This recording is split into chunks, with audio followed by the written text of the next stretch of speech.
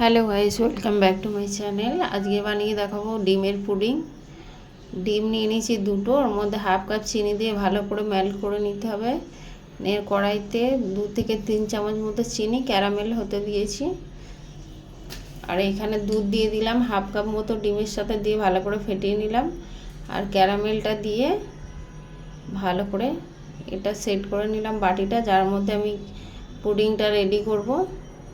দিয়ে 10 মিনিট জলের ভাপে রান্না করে নিলেই ডিমের পুডিং রেডি হয়ে যাবে। আর আমার ভিডিওটা যদি ভালো লেগে থাকে লাইক কমেন্ট শেয়ার করবেন। ফেসবুক থেকে দেখলে আমার পেজটি ফলো করবেন, আর ইউটিউব থেকে দেখলে আমার চ্যানেলটি সাবস্ক্রাইব করে দেবেন। এইভাবে একবার বাড়িতে বানিয়ে দেখতে পারেন, বাচ্চাদের খুবই পছন্দের একটা জিনিস আর খুব সফট আর নরম হয়।